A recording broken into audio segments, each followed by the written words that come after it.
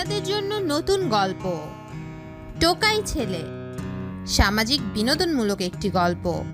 দেরি না করে এখনই শুরু করছি। পর্ব 4। তুমি জমিটাই মসজিদ করার জন্য বলে দাও। জমি ওনাদের কাগজে দিয়ে দিতে হবে, তার দরকার নেই। ঠিক আছে, আমি তাহলে ওই নিয়ে ওনাদের বলে দেই। তা যে কথা বলার ছিল, তুই কি এখন একবার অফিসে আসতে পারবি? কেন আব্বু? মসজিদের কাজ তো শেষ, তাহলে আবার কি? আছে অন্য আরেকটা কাজ। আব্বু, আমি বিকাল 5টার পরে আসব। ঠিক আছে। এইদিকে ওর বাবার সাথে কথা শেষ করে অফিসে এসে সবাইকে ফাইল পত্র এগিয়ে দিয়ে সাহায্য করতে থাকে। এইদিকে কিছুক্ষণ পর আকাশ, আকাশ, জি স্যার, বলেন। কিছু লোক আসবে আমাদের রুমে, ওনাদের জন্য নাস্তা আনতে হবে। স্যার, নাস্তা তো আছে ওখানে। ওখানে তো 4 বিস্কিট আছে। এই নাও 1000 টাকা। তুমি বাহির থেকে আঙ্গুর, কমলা, আপেল, কিছু ফল নিয়ে আসো। সব কিছু আধা কেজি করে আনবে। ঠিক আছে স্যার। ওইগুলো এনে তুমি কেটে রাখবে। এরপর আমি যখন কল দিয়ে আনতে বলবো, তুমি সব কিছু নিয়ে একসাথে চলে আসবে। এইদিকে বাজারে চলে আসে। বাজারে গিয়ে নদীর সাথে দেখা হলো। কি ব্যাপার আকাশ, তুমি এখানে কি করো? এই তো, আমি ফল কেনার জন্য এসেছি। তা আপনি এখানে কেন? মায়ের জন্য ফল কিনতে এলাম। তা তোমার কাজ কেমন চলতেছে? জি, অনেক ভালো। আচ্ছা, আমার লেট হয়ে যাচ্ছে, তাহলে চলি এখন। নদীর কাছ থেকে চলে আসে। অফিসে এসে ফলগুলো কেটে রাখে। কিছুক্ষণ পর কয়েকজন লোক ইরার বাবার অফিসের ভিতরে চলে আসে। ওনারা নিজেদের মতো করে কথা বলতে থাকে। কিছুক্ষণ পর রফিকুলের কথা মতো নাস্তা দিতে আসে। ওখানে সবাইকে নাস্তা দিচ্ছে, তখন ওখানে থাকা একজন লোক দাঁড়িয়ে যায়। ছোট স্যার, আপনি এখানে? এইদিকে আকাশ তাকিয়ে লোকটাকে চিনতে পারে, কেননা বিজনেসের কাজে এই লোকটা আকাশদের বাড়িতে অনেক এসেছে। সেজন্য আকাশকে দেখেই চিনে ফেলে। কিন্তু এখন তো আকাশকে কিছু একটা বলে এখান থেকে বের হতেই হবে, নয়তো সবটা বুঝে যাবে। কি ব্যাপার আকাশ, চুপ করে আছো কেন? উনি তোমাকে ছোট স্যার বলে কেন ডাকলো? আসলে স্যার, তা তো আমি নিজেও জানি না। ওনার মনে হয় চিনতে ভুল হচ্ছে আমাকে। আমার তো ভুল হওয়ার কথা না।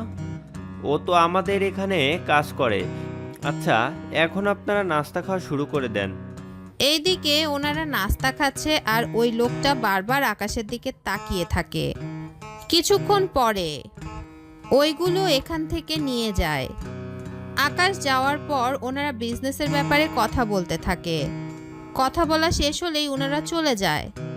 বিকালবেলায় আকাশ ওর বাবার সাথে দেখা করে। কি হয়েছে বলো? তুই আজকাল কোথায় থাকিস? তোকে তো খুঁজেই পাওয়া যায় না। তুমি কি এই কথাগুলো বলার জন্য আমাকে ডেকেছো? কথাটা তা না। আচ্ছা, একটা কথা বল আমাকে। কি কথা? তোকে কয়েকদিনের জন্য একটু লন্ডনে যেতে হবে। কি কি বলো? কিন্তু কেন?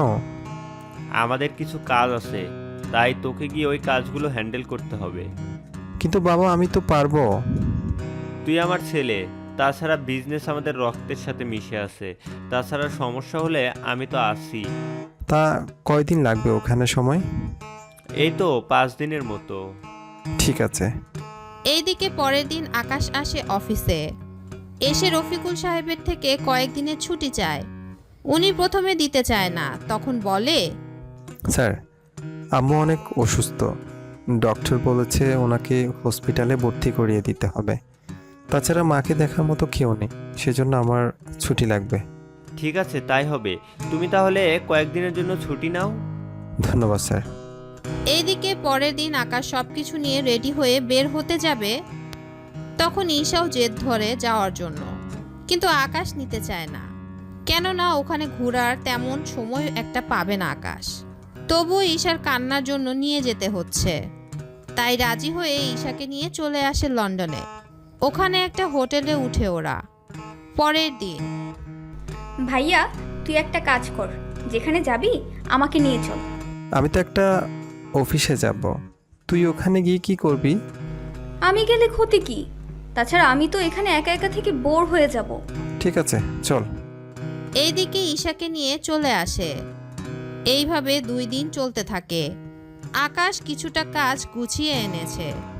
তার সাথে ঈশাকে নিয়ে রাতের বেলায় ঘুরতেও যাচ্ছে। কিছুক্ষণ পর এখানে এত দূর পর্যন্ত এসেছি, কিছু শপিং করে গেলে কেমন হয়? অনেক মন্দ হয়। আমাদের দেশে কি আবার অভাব পড়েছে যে তোকে এখান থেকে নিয়ে যেতে হবে? এখন এখানে এসেছি, আবার কবে আসবো তা তো জানি না। তাছাড়া নিয়ে যাই কিছু। ঠিক আছে, কিন্তু বেশি কিছু কিনতে পারবি না, পকেট ফাঁকা তেমন একটা। ঠিক আছে, আমি নিজের মতো করে কাজ করতেছি, তুই কোনো একটা দিক থেকে হেঁটে আয়। এইদিকে ওখান থেকে বের হয়ে লিফট দিয়ে নিচে নামতে থাকে। তখন আকাশের সাথে কারো ধাক্কা লাগে। ধাক্কা লেগে যাওয়ার পর সরি, আমি দেখতে পাইনি।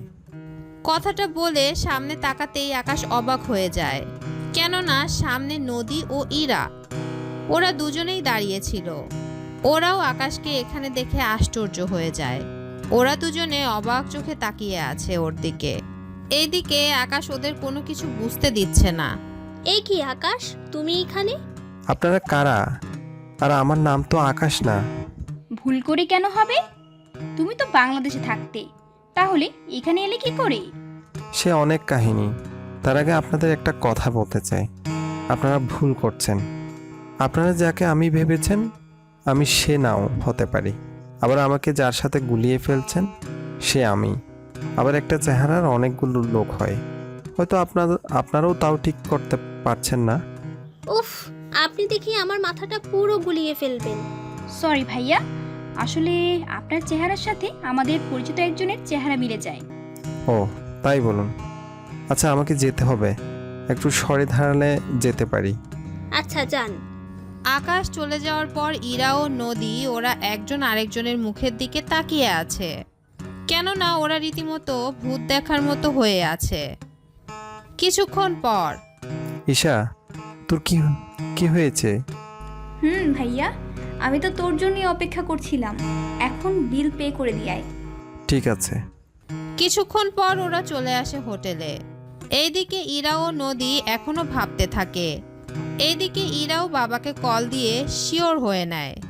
এভাবে আবারও পরের দিন আকাশ আর ঈশার সাথে নদী ও ইরার আবার দেখা হয়ে যায়। এবার আকাশকে দেখতে পেয়ে ইরা ডাক দেয়। এই যে শুনতে পাচ্ছেন? ভাইয়া, ভাইয়া, ওই মেয়েগুলো তো তোকে ডাকছে। আমাকে ডাকবে কেন? আমারও তো সেম কথা, তোকে কেন ডাকবে? এখন যখন ডেকেছে তখন চল আমরা যাই। না, যাওয়াটা ঠিক হবে না। বলা তো যায় না যদি আমাদের সব কিছু হাইজ্যাক করে নিয়ে যায়। কিছু হবে না, চল তো।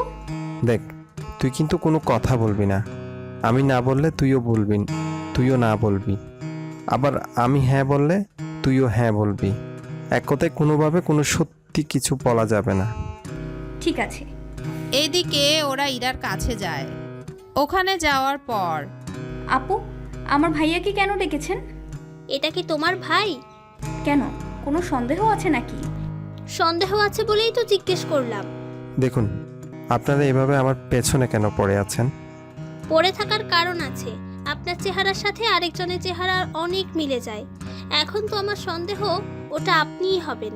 দেখুন, আপনারা কোথাও ভুল হচ্ছে। আমরা এই লন্ডনে বাস করতেছি, তাও ছোটকাল থেকে। আপনি সেখানে কিসব আবুল তাবুল বলতেছেন?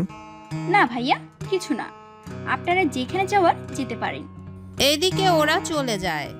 অন্যদিকে নদী ইরাকে বলে, আমি যতদূর জানি থেমে গেলি কেন? বল কি জানিস। আকাশেরও। পর্বটি কেমন লেগেছে কমেন্ট করে জানাতে ভুলবেন না। দেখা হচ্ছে নতুন পর্বে, ততক্ষণের জন্য বিদায়।